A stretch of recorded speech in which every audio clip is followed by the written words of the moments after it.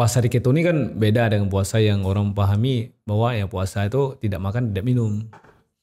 Cuma kalau di keto ini dia puasa makan aja.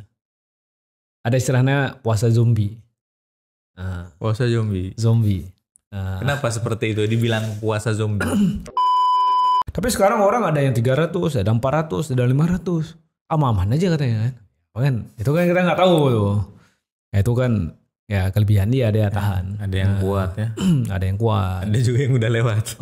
Ada yang tumbang. 1, 2, 4.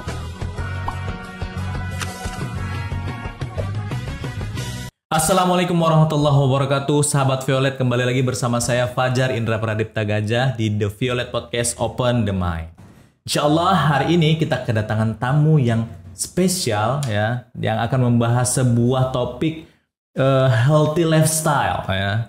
Siapakah dia? Beliau adalah Bang Mustafa Saputra. Selamat datang Bang Mustafa Saputra. Ya. Nah, jadi beliau ini adalah pegiat keto di Banda Aceh, atau khususnya di Banda Aceh dan lebih luasnya lagi di Provinsi Aceh. Nah, bagaimana kemudian keto ini menjadi healthy lifestyle di Aceh sekarang? Nah, kita akan simak penuturan daripada Bang Mustafa Saputra.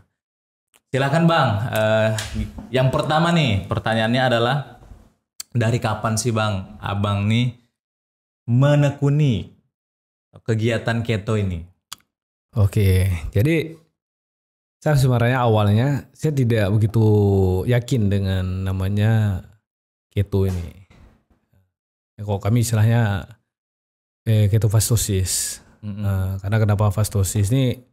Keto itu kan dia asalnya dari keton, energi keton, dari energi misalnya kita kan kalau di keto ini namanya sumber energi itu dari lemak.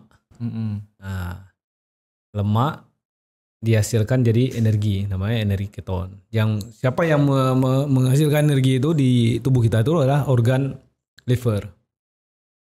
Jadi di tubuh kita itu yang bisa menghasilkan energi keton itu adalah liver. Itu. Terus fastosis itu awal dari asal kata dari fasting berpuasa. Oke. Nah, cuma puasa di keto ini kan beda dengan puasa yang orang pahami bahwa ya puasa itu tidak makan, tidak minum. Cuma kalau di keto ini dia puasa makan aja. Ada istilahnya puasa zombie. Puasa zombie. Zombie. Kenapa seperti itu? Dibilang puasa zombie. Dia kan tidak makan, tapi minum tetap. Itu dia. Oh, jadi puasa zombie. Tetap, tapi ada kata kalau minum kopi itu ya seperti ini, kopinya tanpa gula. Malah kopi itu kopi murni, tanpa ada campuran yang lain. Begitu. Terus kembali ke tadi pertanyaan awal mengenal keto. Jadi saya ada sahabat saya namanya Aroni Waleksa. Beliau salah satu coach keto di Aceh dan juga nasional. Kalau di nasional itu Pak Tio Prastio. Kami panggilnya Mas Tio. Jadi saya sering diskusi sama beliau tentang bagaimana konsep namanya hidup sehat ala keto. Ala ketofastosis. Okay.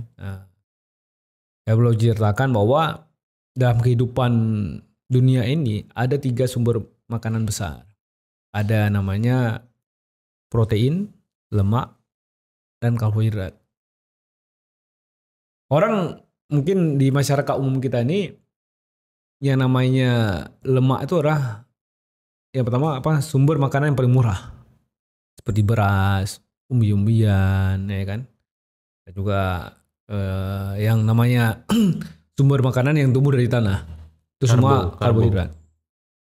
Walaupun nanti ada namanya jenis kacang-kacangan. Kacang-kacangan itu ada yang lebih dominan lemak dan protein, tapi dia tetap golongan karbohidrat juga. Tapi dalam batasan-batasan tertentu boleh dikonsumsi dia. Tapi tidak seperti kita makan daging, makan telur, ikan, hewani itu berbeda. Cuma kan saya mempelajari itu lebih kurang setahun lah. Lebih kurang setahun saya mempelajarinya. Itu di awal-awal 2018 itu saya ada coba mempelajari dengan beliau. Antara yakin dan tidak itu. Karena kan namanya kita dari kecil tuh kita udah disuapin nasi. Ya kan? Ya betul. Oe.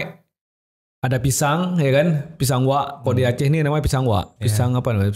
Pisang susu namanya. Mungkin orang bahasa Indonesia orang bilang kenal pisang susu ya. Ya. Jadi diulek sama nasi, disuap makan. Jadi kita dah familiar dari kecil tuh itu aja makanan kita. Bahwa itu lah makanan yang paling bagus, sehat katanya. Tapi kembali kepada sejarah sebelumnya, orang-orang warrior gitu, kami bilang warrior, ya, pejuang gitu, itu melihat bahwa dulunya itu orang masa prasejarah itu masih yang namanya memilih makanan itu nggak segampang kita sekarang. Nanam padi, tumbuh, panen. Betul. Ya kan? Tapi di masa dulu itu orang lebih banyak berburu. Jadi konsepnya seperti itu. Misalnya konsep dari sejarahnya berburu, cari hewan di hutan. Kadang dalam satu hari itu belum tentu dia dapat. Belum tentu dalam satu hari itu dapat dia makanan, sumber makanan. Bisa jadi mungkin hari ini dia berburu belum tentu dapat. Akhirnya bertahan hidup namanya. Karena juga di keto ini ada namanya sistem bertahan hidup. Ada teorinya bertahan hidup. Nah, ada bertahan hidup itu kita menggunakan energi yang ada di tubuh kita. Kayak ada lemak, ya kan? Dan sebagainya lah. Ya, nempel itu diolah jadi energi. Energi yang saya sampaikan tadi di keton. Oke. Nah, jadi dalam hal itu melihat sejarah itu bahwa orang dulu sulitnya mencari makanan, tapi makanan yang mereka itu lebih dominan makanan hewani. Ya cari rusa, kancil, ya kan di hutan macam-macam lah itu makanan di hutan, burung, ya kan. Kadang dia ke sungai cari ikan, ke laut juga sama. Nah, cuma tidak seperti yang sekarang. Sekarang dengan teknologi sekarang tuh, teknologi pertanian tuh lebih canggih ya. Orang bisa bajak sawah itu dalam setahun tuh bisa 3 kali panen. Betul. Saya kecil-kecil saya dulu, malah dulu orang masih panen padi itu setahun sekali. Nah itu kecil saya. Apalagi yang sebelumnya orang nanam padi itu di hutan. Ada namanya padi ladang. Iya. Nah, nggak segampang itu. Ya. Apalagi masa-masa dulu perang, orang kan juga harus bertahan hidup, ya kan? Masa perang dunia dulu. Iya, betul. Kembali seperti itu lagi. Ini kan kita angkat lagi lebih jauh lagi udah ini. Jadi kalau saya tanya cerita-cerita dari pakar keto sebelumnya, saya Aroni, orang mengenal makanan biji-bijian itu bukan misalnya di abad berikutnya itu deh. Misalnya bukan di awal-awal manusia itu ada di bumi ya, itu. Di bumi itu kan mana ada orang datang, misalnya kalau kita kembali ke mungkin kita belajar ya sejarah Nabi Adam datang sini kan nggak ada berbajak sawah deh. Pasti kan otomatis apa? Berburu kan. Pada saat perkembangan manusia berikutnya kan, misalnya hidup sudah ramai, baru mengenal, oh ini ada bibit yang bisa dimakan, bisa di ini semuanya. Sebelumnya nggak ada. Itu. Cuma dalam teori masyarakat sekarang bahwa sumber makanan yang paling gampang itulah karbohidrat. Tapi yang namanya karbohidrat itu dia dikala makan terlalu banyak, ya kan? Akhirnya apa? Dia menumpuk dia. Dia penumpukan, ya. Itu yang jadi masalah. Kenapa jadi penumpukan? Perkembangan sekarang ini masyarakat itu kan malas. Itu dia. Hari malasnya gini. Dengan kondisi teknologi, dulu orang makan satu piring, besok dia membajak sawah atau mencangkul atau ke hutan dia nebang kayu. Okay. Jadi energi yang dimakan satu piring itu habis. Ya. Energi yang masuk habis. Kalaupun nggak habis, ya lumayan lah terkuras energinya yang satu piring itu. Hilang karbohidrat. Hilang. Termanfaatkan energinya. Sekarang orang pagi makan banyak, sama seperti orang dulu makan. Dia akhirnya ke kantor duduk. Tidak banyak energi yang dibutuhkan. Betul. Ataupun kadang ya di rumah aja lagi memang nggak ada kegiatan. Seperti itu. Nah, di rumah aja. Ataupun mungkin dia cuma ya pergi tempat hiburan, makan lagi. Ya kan? Tapi ke warung kopi lagi, dari rumah udah makan nasi, ke warung kopi makan kuih lagi. Double namanya. Ya, dia. Double yang masuk ke dalam dalam tubuhnya. Jadi itu isinya energi semua Bang Mus ya. Energi semua, kalorinya tinggi. Dan dengan lifestyle zaman sekarang itu tidak habis energinya kan? Benar. Jadi tadi seperti yang Bang Mus bilang menumpuk. Makanya sekarang banyak orang yang jadi misalnya yang paling ditakutin orang adalah diabetes. Iya betul. Gula. Jadi penumpukan glukosa dalam tubuh. Sementara kalau standar kesehatan itu 120 ya. Kalau salah saya 120 itu normalnya gula tubuh. Tapi sekarang orang ada yang 300, ada 400, ada 500. Aman aja katanya kan. Itu kan kita nggak tahu tuh. Ya, itu kan ya kelebihan dia tahan. Ada yang kuat ya. Ada yang kuat. Ada juga yang udah lewat. Ada yang tumbang. Itu dia. Ini yang gula yang udah tinggi. Itu dia. Karena itu kan tubuh kita kadang membaca kebiasaan dia. Ada yang kebiasaan dia mungkin 300 biasa aja, aman dia tubuh dia mempelajari itu. Oh aman dia. Ada orang yang mungkin baru naik 150 udah agak kurang nyaman, pusing, sebagainya. Itu kita tuh beda-beda. Ya. Makanya kembali ke masalah pola makan tadi yang kita nggak sehat itu, udah pagi nggak makannya banyak, belum habis, siang makan lagi. Siang pun akhirnya apa? Kadang orang kita ada namanya bubuk siang. Bubuk siang. Jadi makan tuh untuk bubuk, makan untuk kerja. Makan untuk bubuk. Tapi itu sunnah Bang Mus. Kailullah, tidur siang tuh sunnah. Iya benar. Cuma kita makan tuh untuk bubuk. Itu bukan untuk aktivitas. Untuk dikeluarkan lagi. Bukan untuk keluarkan lagi. Karena tadi aktivitasnya sedikit kan. Kalau dulu kan ngetik itu pakai apa tuh? Ketikan tuh yang tak membutuhkan tenaga maksudnya. Terus sekarang keyboard kan lembut udah. Lembut. Betul. Padahal sekarang nggak perlu ketik lagi, bisa baca. Oh iya, sekarang udah bisa baca diketikin sendiri. Luar biasa teknologi. Luar biasa lagi, nggak perlu energi sekarang. Yang akhirnya apa? Orang semakin tembem tembem pipinya, betul. Ya, perutnya.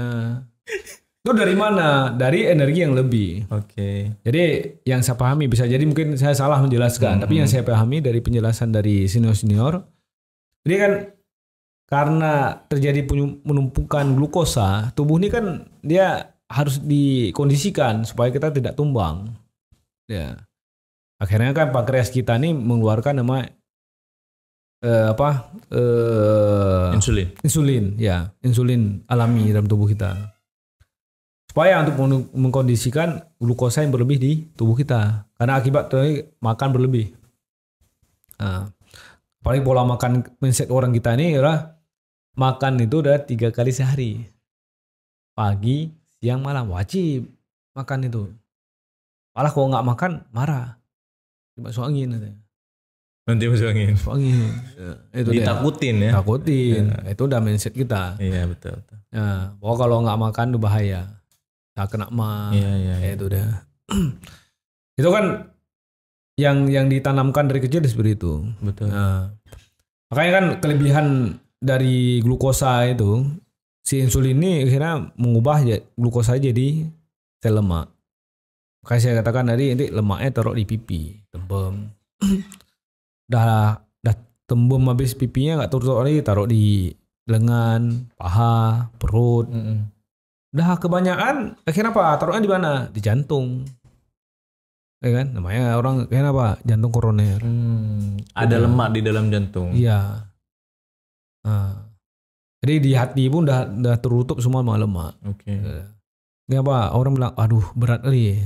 Berat katanya. Kenapa? Yalah, semua ada lemak semua. Hangat badan sih. Kalau mungkin kita ke Takengon tempat dingin, dia lebih hangat ya. Dia nggak pakai jaket karena memang iyalah lemaknya tuh. Karena ada yang menahan dingin tuh ya. Iya, menahan dingin. Itulah namanya kelebihan energi. Nah, bukan energi, nutrisi yang berlebih ya. Yang berlebih. Jadi bukan nutrisi ya, kalori ya. Oke, kalori kalori. yang berlebih. Ya, kalori yang berlebih itu akhirnya kan tubuh kita men-set jadi sel lemak. Ya. Jadi energi cadangan ya. Dari gula dikonversi. Karena lemak. tubuh kita tuh berharap nanti suatu saat dikala kita nggak makan, dia diambil lemak itu. Oh. Cuma nggak sempat diambil, besok kita tambah lagi. Esok tambah lagi. Ya. Oke. Ada waktu dia untuk ambil cadangan energi itu. Iya. Makanya kalau kita berpuasa, puasa kalau orang Islam itu kan berpuasa, kita sebagai umat Muslim dalam setahun itu kita ada berpuasa sebulan. Betul.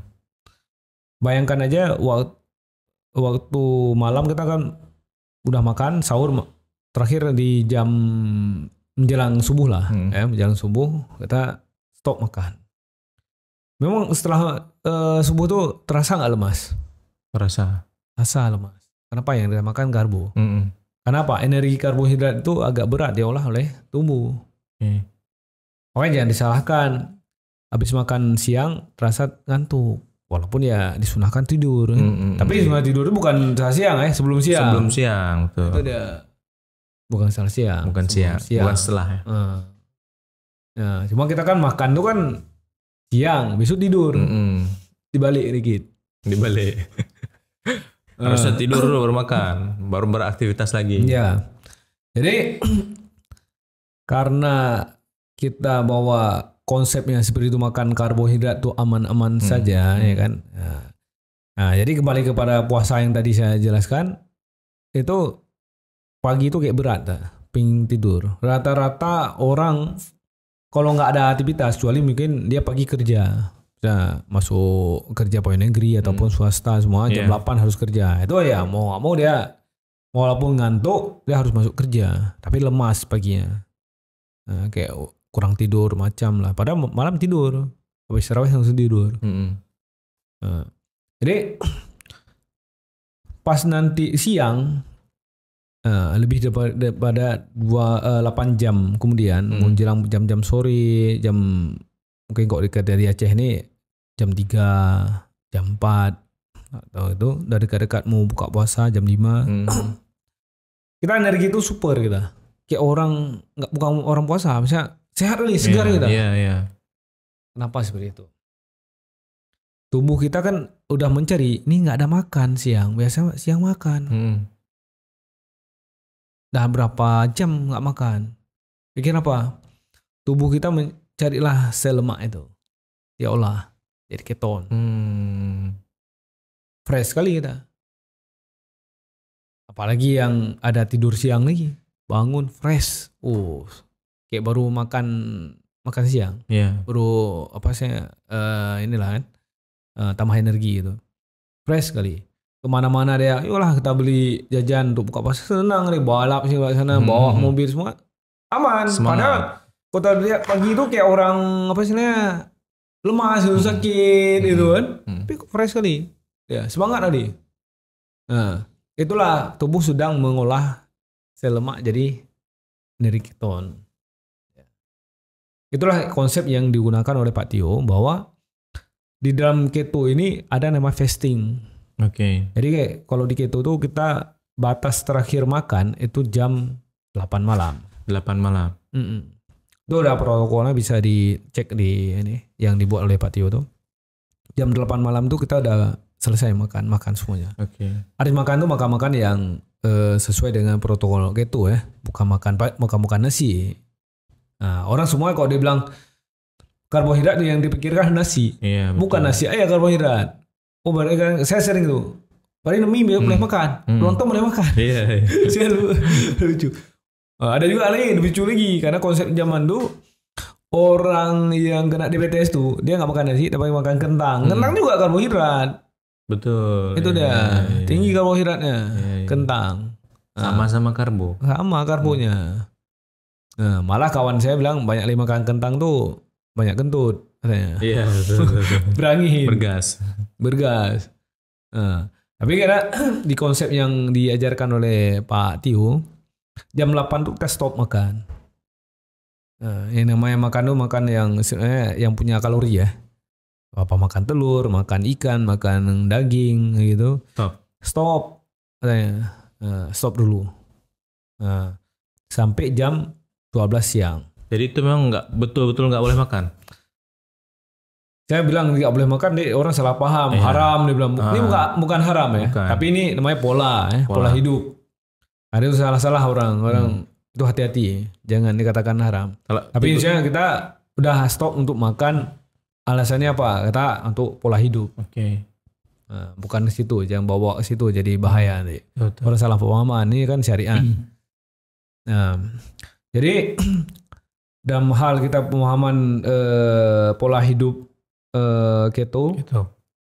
ketoacidosis, jam 8 kita stop. Kalau mau kopi, tapi kopinya non kalori ya, nggak pakai gula.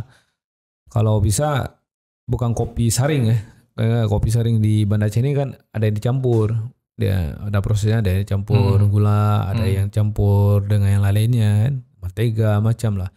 Tapi enaknya di kopi yang murni lah. Apakah Arabica ataupun Robusta tapi murni. Atau minum teh juga teh tawar itu dia. Tapi kalau kita nih ada namanya teh khusus di keto nih. Teh khususnya gini. Teh yang bisa mengkondisikan gula dalam tubuh kita. Cuma saya nggak sebut merek ya. Sebut saya merek. Iya. Bahaya. Karena banyak merek dia. Iya. Nge-endorse. Deh orang komplain deh. Jadi minum teh, jadi minum air putih itu boleh. Cuma di awal-awal orang yang pemula bagi yang dalam menjalani ketoacidosis ini dianjurkan pagi itu kita ada konsumsi VCO. Minyak VCO itu minyak kelapa yang proses secara alami tanpa pemanasan, ada dijual ya. Nah, tergantung mereknya, ada yang merek bagus itu dia bisa cukup 3 sendok minumnya. Ada yang mungkin di bawahnya itu 6 sendok. Terserah. Pagi aja. Pagi bangun tidur udah oke semua minum. Dan juga kalau memang kita mungkin kurang nyaman ya dengan rasa itu kan nggak familiar kita, masa minum minyak itu udah. Boleh dikolaborasi lah apa dengan kopi, dengan teh atau dengan apa boleh. Atau minum dikit-dikit aja tapi nanti kok akumulasikan dapatnya misalnya 3 sendok atau 6 sendok. Seperti itu dah. Itu untuk apa? Untuk memperbaiki di lambung kita. Karena kan kita biasanya kan pagi makan. Dikala nggak makan kan naik asam lambung. Itu dia. Itu untuk mereda sebenarnya. Padahal di keto ini juga perlu asam lambung itu dia. Banyak yang apa istilahnya antara konsep orang yang masih menjalani makan sumber energi dari karbohidrat dengan yang sumber energi dari protein dan lemak itu udah beda memang dia. Ini tinggi asam lambung saya. Karena di keto ini memang dipancing dia. Tapi di awal-awal nggak boleh dulu, nggak boleh. Ya asupan itu untuk mereda supaya tidak ada gejolak. Ya. Jadi sampai jam 12. Kita nggak sanggup sekali itu. Pokoknya dari pagi sampai jam 12 sudah minum itu. Jam 12 boleh kita berbuka. Tapi diusahakan dengan ringan-ringan dulu. Jangan mak nih kayak orang puasa kelabakan ya. Mak dari tadi jam 8 malam nggak makan, pas siang itu hajar langsung ayam 1 potong besar. Jangan, pelan-pelan. Telur dulu. Itu yang santai-santai dulu. Karena tubuh kita ini terkejut dia. Dari nggak makan tiba-tiba dihantam semua kan terkejut juga dia. Pelan, santai dia. Masih banyak waktu sampai jam 8 malam. Masih ada waktu makan ya. Slot makannya panjang. Itu dia. Ada memang kadang orang yang udah terbiasa dia menjalani itu sampai jam 4 sore. Jam 4 atau jam 5 sore. Enggak makan lagi setelah itu. Enggak, saya gini. Dari jam 8 malam. Yang tadi saya katakan kan jam 12 siang. Tapi enggak. jam 4 atau jam 5 sore baru dia makan. Baru buka tuh jam 4 sore ya. Jadi istilahnya energi yang sudah dia makan itu udah tergunakan dengan bagus aktivitasnya. Mungkin pagi olahraga. Ya. Kayak ada orang bilang di keto ini ada olahraga, ada, mesti olahraga. Ya. Untuk memancing energi keton. Karena kalau di keto ini tidur aja, ya itu kan sama aja. Malah suruh aktivitas. Nah, jadi aktivitasnya misalnya olahraga, mau ada yang fitness gitu udah. Itu menjalani fitness itu sebelum makan. Pagi dah. Tidak dianjurkan di siang ataupun malam. Kenapa? Itu berpengaruh pada tidur. Jadi harus pagi hari olahraga. Karena biasanya dikala kita udah aktivitas berat itu, dia akan memproduksi energi, terpancing untuk memproduksi energi keton. Ya. Tapi kalau kita mainnya di siang hari, energi kita full, siangnya malamnya susah tidur gitu. Kenapa nggak bisa tidur? Olahraga tadi sore, seakan pagi. Pagi kita olahraga, mau fitness, mau lari atau apa aktivitasnya yang kira-kira nyaman lah, gitu udah.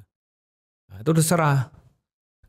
Karena ada orang terjadi misalnya untuk pembentukan otot, itu dia olahraga fitness, angkat berat, itu misalnya kayak saya, ini kan saya agak terasa kering ya, misalnya apanya kering, kurus ini. Kurus. Karena saya nggak serius ya olahraganya. Nah, tapi kalau saya serius itu ototnya kan terbentuk dia. Yang kita makan itu pengaruh juga dia. Nah, jadi jangan dianggap bahwa orang keto tuh nggak perlu olahraga, itu udah diet. Salah ya. Salah. Nah, banyak perlu. Ya. Supaya terlihat cantik ya kan. Ataupun ganteng. Nah. Itu fresh kita selalu gitu. Nah, banyak yang seperti itu. Nah, jadi masalah-masalah pemahaman orang tentang keto itu banyak. Tadi masalah olahraga apa enggak olahraga, terus masalah fasting tadi, lemas itu. Enggak, ya. Memang di awal-awal tuh kayak orang maksudnya puasa gitu, di awal. Karena pertama sebulan 2 bulan itu kan menjalani itu kita kayak orang puasa. Karena pembiasaan puasa di bulan Ramadan itu baru awal-awal itu. Lemas itu. Karena apa? Tubuh kita belum membaca bahwa energi yang paling bagus itu adalah keton, dari lemak. Masih dia mengandalkan adalah energi dari karbohidrat, ya. Terbiasa seperti itu. Lama-lama kan baru dia mengalihkan. Jadi itu sih, misalnya konsep dasarnya seperti itu yang saya pahami. Oke. Jadi Bang Mus, awal mula Bang Mus menjalani keto itu kenapa sebenarnya? Alasannya itu apa? Kan tiba-tiba kan kita udah cerita kan kita sudah biasa sama orang tua kita karena karbohidrat semua kan, kentang, nasi apa segala macam. Tiba-tiba Bang Mus memutuskan untuk hijrah menjalani hidup dengan ketofatosis ini. Kenapa Bang Mus? Jadi begini, tadi yang dari saya belajar konsep itu sama Roni itu hampir setahun saya bilang. Salah saya di akhir 2019 ya. Mulai. November salah saya itu. Ada catatan saya itu. Sampai sekarang saya baru 3 tahun lebih dikit. Nah, kenapa? Saya masih pemula sekali sebenarnya dalam hal ini, baru 3 tahun. Ada orang yang udah 5 tahun, ada yang lebih hampir 10 tahun gitu kan. Saya kan masih pemula kali, masih banyak hal yang harus saya pelajari gitu. Jadi saya dari bawaan kecil lu ada namanya polip. Polip itu dari sejak SD saya ketahuan. SD karena saya tinggal di SD itu di daerah kawasan dingin sebelumnya. Jadi polip, jadi kan kalau polip itu kalau dingin itu kan kayak tersumbat ya permasalahan kita. Jadi pembengkakan di sini. Nah, terus kalau saya pulang ke kampung istri saya daerah dingin juga, itu agak susah saya tidurnya. tidurnya. Terus tambah lagi alergi saya. Saya alergi, kalau di sini serba salah. Yang pertama saya polip kalau tempat dingin. Tapi kalau saya daerah Banda Aceh ini panas sampai ke Sigli itu, saya tuh kayak orang kudisan gitu, garuk gitu. Iya. Di sini kayak orang main gitar. Kayak orang main gitar. Iya. Cuma gitarnya nggak ada, senarnya nggak ada. Oke. Nggak tahu kunci apa, kunci A, kunci B, nggak tahu, pokoknya main aja. Iya. Jadi itu namanya apa sih, kalau orang bilang keringat buntat, tapi keringat buntatnya itu selalu ada gitu. Kalau saya udah panas, saya harus ganti. Rutin. Bagian dalam saya itu harus ganti. Kalau udah basah itu udah main gitar ya. Iya. Ada merah-merah, udah. Itu juga. Itulah konsultasi sama Aroni, bilang dia punya pengalaman yang hebat juga daripada saya dengan penyakitnya. Nah, itu karena saya udah pelajari setahun itu tentang konsep bahwa namanya gimana kita mengurangi gula itu ada beberapa hal yang teratasi gitu deh. Udahlah, saya coba Bismillah. Pertama saya bilang sama beliau, coach, saya seminggu dulu coba ya. Oh boleh, dia bilang. Coba aja seminggu deh. Kebetulan beliau kan ada jualan ini juga asupan keto, ada VCO macam-macam lah beliau. Beliau juga itu. Sambil lah VCO dan juga yang lainnya standar aja kali ya saya. Beliau udah saya jalanin. Seminggu pertama tuh saya nggak begitu fokus. Adanya gini, saya tuh coba dulu misalnya saya nggak makan nasi. Nah, walaupun fastingnya masih bolong-bolong. Misalnya hari fastingnya nggak standar kali, itu dia. Oke. Nah, tapi beliau menganjurkan gini, coba sebelum keto ini cek gula darah dulu. Jadi jam 8 malam kita nggak makan, besok pagi jam 9 ya, kalau salah saya ingat itu jam 9 datang ke klinik cek gula darah. Emang gula darah saya tinggi, cari tinggi apa? Kalau di keto tinggi 100 lebih, 120 lebih lah. Tapi di tempat saya cek klinik itu apa? Oh aman nih bilang. Aman bagi orang umum, aman katanya, nggak masalah. Oke, saya bilang. Saya lapor ke beliau, ini sekian, saya bilang. Oh, oke. Besok saya jalanin seminggu tuh. Setelah seminggu tuh saya bilang, lumayan nih ya. Kayak orang hoyong-hoyong itu saya, karena belum pas kali. Iya. Akhirnya saya cek lah lagi gula darah saya, entah seminggu kemudian, entah sebulan kemudian. Karena setelah minggu ini saya coba terus lanjut. Gimana? Lanjut saya bilang. Ya nggak salah, saya sebulan kemudian saya cek gula darah saya rendah emang. Kata yang beliin itu, Pak, bilang Bahaya nih Pak, bilang gitu. Iya, bilang bahaya nih Pak, nih pulang minum air gula, bilang. Saya nggak membantahkan. Iya. Kenapa? Yang namanya kita udah pakai mentor, kita kembali ke mentor. Jangan dulu pasnya nikung sini nikung sana, itu dia. Karena Aroni pun udah ingatkan, kita tuh jangan panik kalau ada hal-hal ini, kembali tanyakan katanya, jangan ambil kesimpulan sendiri. Kira saya bilang beliau, Coach, ini saya cek urusan gini. Oh ya, dia tanya serius saya kuat bercanda sama dia. Waduh, Coach, saya ini kayak hoyong nih, pijak tanah nggak pas ini. Oh iya, ini benar. Iya, saya bilang gitu. Padahal enggak. Gitu. Iyalah, marilah bilang, kita makan soto ya bilang. Padahal hari Jumat tuh, ingat ya. Boleh, tapi ini saya lagi ada kegiatan. Memang waktu itu saya lagi ada kegiatan. Dia nggak sadar saya bilang ada kegiatan. Mau kalau dia kok bisa kegiatan bisa, tapi bilang hoyong gitu. Walau mungkin karena dia termakan dengan candaan saya. Udahlah, ntar ya bilang. Saya pergi tempat dia. Ya makan soto dulu lah. Oh pas sekali lah. Ini pas ini jam 12. Padahal belum pas jam 12 karena Jumat. Oh ya Jumat ya jam 12. Dah makan dah.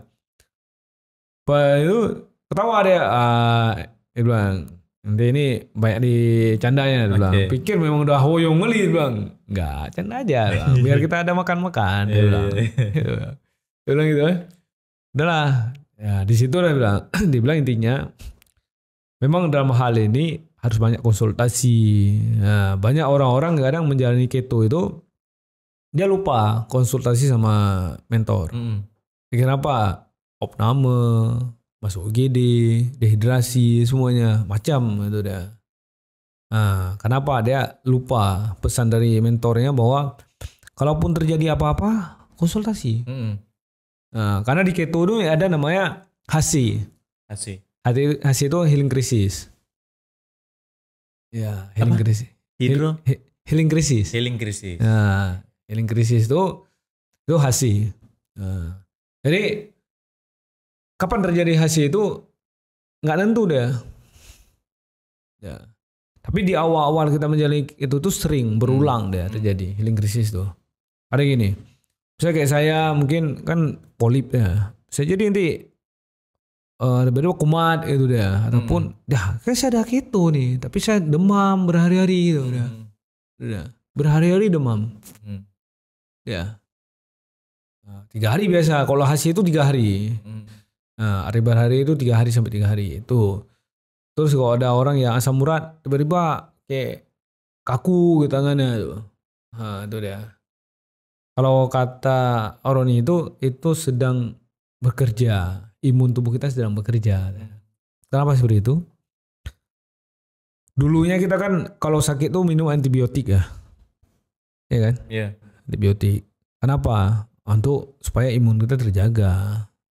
Nah, padahal kalau kita konsep sebelumnya itu Allah SWT itu menciptakan kita sempurna sekali. Nah, lengkap dah. Kalau kita sakit itu imun kita tuh bangkit untuk menyembuhkan kita. Ya. Udah ada penjaga dari Allah ya. Udah. Tapi kita nggak pede. Minum obat. Nah, jadi kita ketergantungan dengan obat. Gara-gara obat tuh. Gara-gara apa? Kita nggak pede dengan. Ya, gara-gara obat itu kan bukan. Ya, pede misalnya kenapa? Imun kita itu kan diam dia. Nggak bekerja lagi. Oke. Kenapa? Sudah ada yang kerja katanya. Oke. Dan obat itu. Siap. Ini sahabat Violet nih masih banyak sebenarnya pertanyaan saya ya di sesi kali ini. Cuman karena keterbatasan waktu Bang Mus ada kesibukan mendadak. Nanti kita sambung lagi insya Allah di part 2 hanya di Violet Podcast Open the Mind. 1, 2, 4.